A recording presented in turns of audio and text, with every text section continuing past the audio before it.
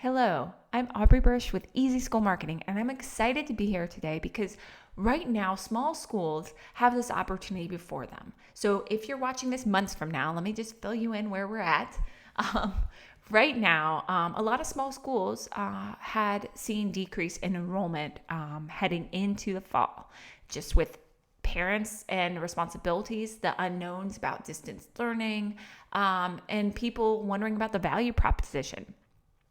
But we've seen a shift as more and more states and counties or public school options are not appealing to parents. We're actually seeing a shift of public school parents starting to apply to independent schools. And there are some mixed feelings about this. Some people say on one hand, oh, they're going to be a one and done, so just don't even bother. And, my feeling is, yes, you want mission appropriate families, but right now, small schools are really struggling. A lot of small schools are struggling, both financially and just trying to get through the next year. Like, they need to get through the next year. So if you need to get through the next year and you can find mission appropriate families who may only stay with you for 1 year, but that's going to give you the income and the resources to be able to continue to serve your community, I'd say go for it. Now, there are a few things that you'll probably need to do. First, when you're thinking about this, if you're like, yes, Aubrey, I want more people in my school and I don't mind if they're only going to stay a year. Right now, your marketing and your messaging needs to be reaching out to those public school families because this is a critical time period. And if you're not doing it now is the time to start running ads about what you're offering and what you're able to offer that's different than what public schools have experienced. For example, what I'm hearing from many public school families is that the distance learning was just it didn't work for their family. I mean, the kids were in large classes, there wasn't individualized instruction, whereas even though distance learning was not an ideal situation for private schools, a lot of them were able to offer like small groups, small class sizes, or individualized, time with the teachers. And so I think that's important, and that's an important distinction. And if you are going back to school in person 5 days a week in the fall, that's definitely something to advertise because a lot of families are looking for that, especially those who have to go back to work as well. Now, if you're not, you might be wondering, well, Aubrey, how am I going to do all this?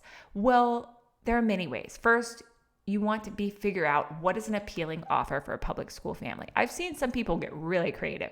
Either you create opportunities within your classes and your current structure at school, or I actually just saw a school offer an interesting thing where they offered either by week or by day, I'm not quite sure.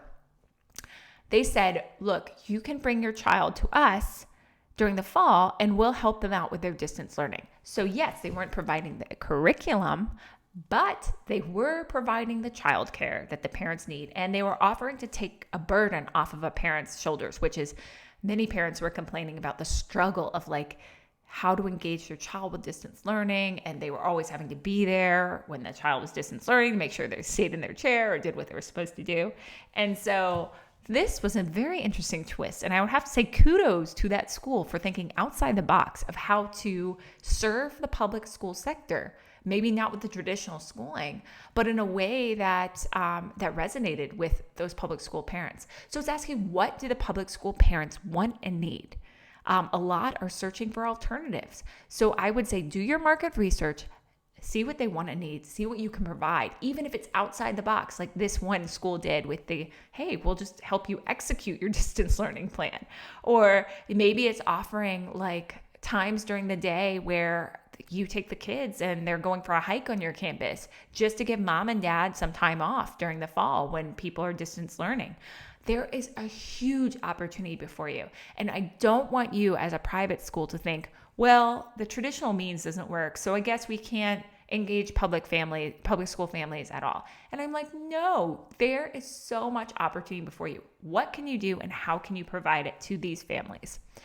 So I hope you will be motivated after listening to this to really do some deep dive into what you can offer public school families. And even if you're all full and you're completely cannot take on any other students, what programs, either virtually or maybe after school or something like that, can you offer that would serve that sector and generate revenue for you and get you through the next year, which is what we all want to see happen.